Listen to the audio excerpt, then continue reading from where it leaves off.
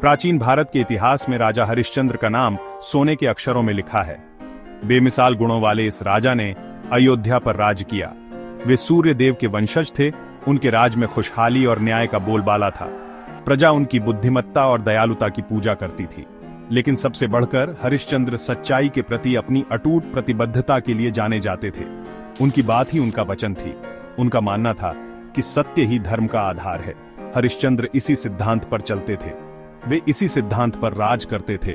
उन्हें क्या पता था कि सच्चाई के प्रति उनकी प्रतिबद्धता की परीक्षा कभी न देखी हुई होगी। एक दिन ऋषि विश्वामित्र हरिश्चंद्र के दरबार में प्रकट हुए। विश्वामित्र अपने तेज स्वभाव और मानवीय गुणों की सीमाओं को परखने की क्षमता के लिए जाने जाते थे। उन्होंने हरिश्चंद्र की प्रसिद्ध सच्चाई के बारे में सुना था। उत्सुक होकर उन्होंने इसकी परीक्षा लेने का फैसला किया।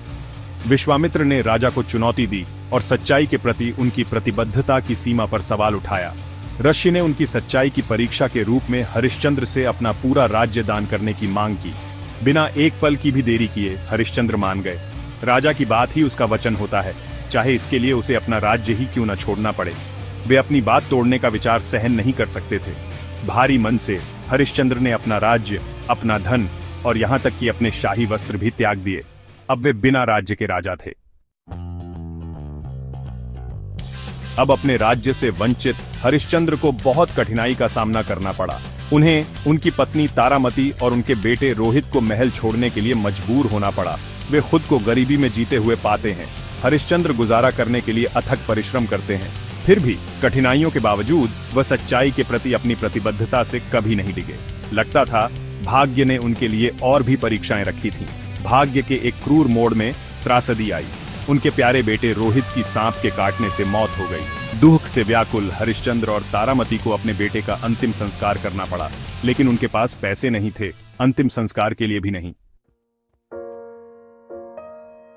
अपनी निराशा की गहराई में उन्होंने रोहित का अंतिम संस्कार खुद करने का फैसला किया। हालांकि भाग्य की कुछ और ही योजना थी। जैसे ही वे अंतिम संस्कार करने वाले थे, विश्वामित्र फिर से प्रकट हुए। उन्होंने श्मशान भूमि के उपयोग के लिए भुगतान की मांग की। हरिश्चंद्र अब पूरी तरह से निराश्रित, के पास देने के लिए कुछ भी नहीं बचा था। एक हृदय विदारक निर्णय में उन्होंने अपने बेटे के अंतिम संस्कार के लिए खुद को और अपनी पत्नी को गुलाम के रूप में बेचने की पेशकश की। सच्चाई के प्रति हरिश्चंद्र की अटूट प्रतिबद्धता से संतुष्ट होकर विश्वामित्र ने अपनी असली पहचान बताई। हरिश्चंद्र ने जो कष्ट सहे थे, वह सब एक दिव्य परीक्षा थी। देवता सच्चाई के प्रति उनकी अटूट निष्ठा से प्रसन्न हुए। उनके बेटे रोहित को वापस जीवन दान मिला। हरिश्चंद्र और तारामती अपने प्यारे बेटे के साथ फिर से मिल गए। हरिश्चंद्र की कहानी सच्चाई की शक्ति का प्रमाण बन गई। उनकी विरासत पीढ़ियों को सच्चाई और धार्मिकता के लिए प्रयास करने के लिए प्रेरित करती रही, चाहे कोई भी कीमत क्यों न चुकानी पड़े।